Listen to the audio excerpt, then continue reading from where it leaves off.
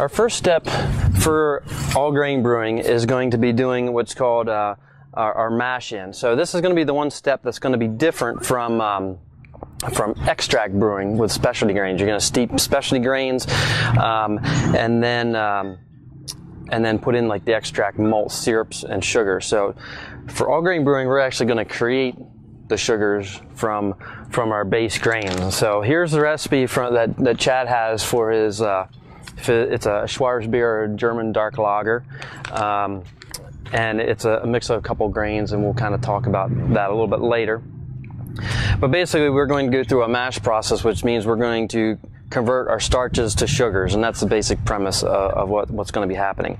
So the first step is going to be to heat water up to add to our grains, and we'll mix up the grains, get that kind of settled in, and we'll talk a little bit about the temperature ranges and enzymes and what's going on there. So and I'll probably, does anybody want to volunteer to help stir and pouring? I could. Got one hand with beer and one hand with this.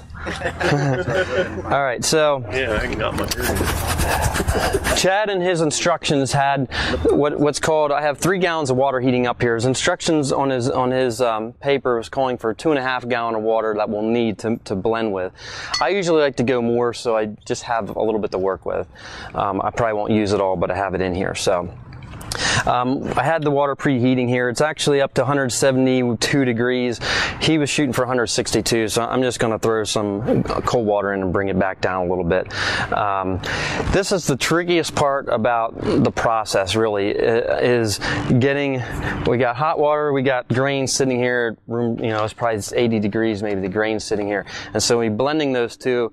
We're going to be shooting for, he's calling for around 150 degrees for the mash temperature. From 149 to 151, we're kind of shoot for.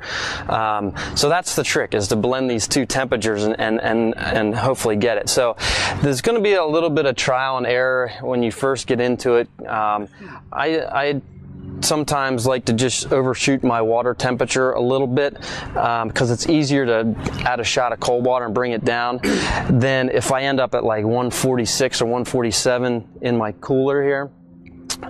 Then I'm going to have boiling water if I'm going to try to squeeze out that last few degrees. Does that make sense? It's easier to cool it down than heat it up. So I sometimes try to err a little bit on the high side, and we're going to add a scoop of grain, a scoop of water, and we're just going to slowly work it in, keep it on the temperature, see how it stabilizes. So you can always correct it. So the only thing you don't want to do,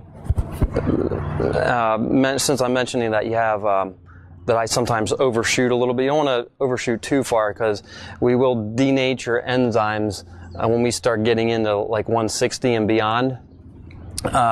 It's just getting too hot. And if we deactivate our enzymes, we will not get our starch to sugar conversion. So we'll have poor efficiency and a lower alcohol. So you can always, so even if you do shoot low, you haven't ruined anything. It's just a little tougher to get that temperature up. So does that make sense?